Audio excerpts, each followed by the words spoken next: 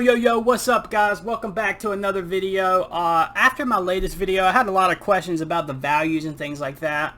In the video, I kind of stated how I was just going to keep it simple and not really change anything. So that's what I did. It worked out pretty well. But after playing with it for a couple days, I've kind of found the best settings and the values that a lot of you guys are asking for. Now, of course, these all fluctuate a little bit for different guns and attachments that you use. But primarily for the AMAX or Kilo, things like that, these settings are going to work out great. So of course, you know, this is for the TaylorDrift script. And of course, what you want to do, obviously, when you first pull it up, like I said in the last video, when you're installing it, to get into these mod menus, because I can't explain everything in the video, you know, but it's fairly simple. You know, once you pull up the script, it's going to tell you exactly how to navigate through these menus and things like that. Now, one thing is you don't have to change the sensitivity. You don't have to worry about that. You do have to change the button layout. But other than that, you know, all your really changes: anti-recoil value, horizontally and vertically.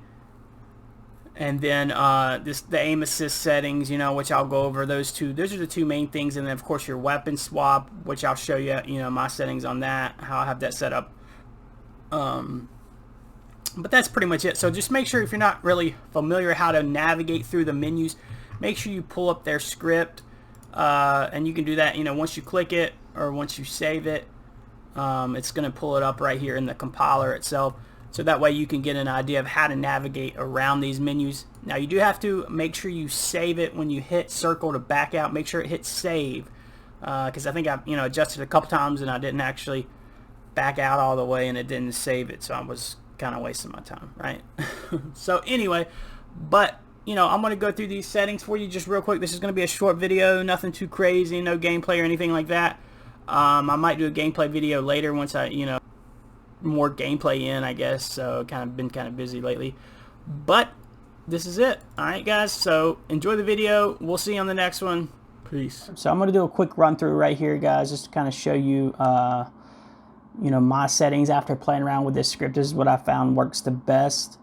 So of course, to get into the options, you hold down left trigger, hit options, and then you can kind of scroll through all your different settings and things like that. So first we'll do anti-recoil. You just click, you know, tap X to go into it, and then you'll see legacy AR primary is on, progressive is off. Cancel reload, I like that off as well, because sometimes it'll, you know, not reload when you want it to. But to show you my anti-recoil values, I'm just going to click X again. And then you can go up and down, right? Up and down to adjust. So to adjust these recoil values, you're going to hold the left trigger and then go up or down on the D-pad. So I play with 20 on vertical. And then if you go over left or right on the D-pad without holding the left trigger, you go over to horizontal, and I like it around -10. Now, of course, I use like a Kilo and AMAX. Some people use different guns, so you're going to find different values there. And then the same way, you know, if you once you go over left or right on the D-pad to go to the horizontal, all you have to do is hold down left trigger, go up or down to adjust it. And then to go up by like 10, you'll go up. You'll hold down left trigger and go up. It'll go up 10.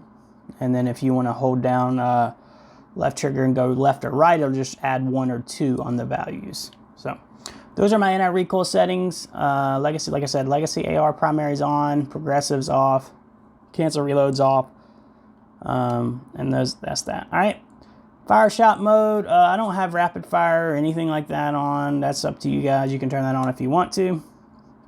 Aim assist. Now, the only one I'm using right now is Taylor aim assist. I know sometimes if you put on all of these, like the bats and the Taylor, and then I think there's even one more, sometimes they kind of fight each other.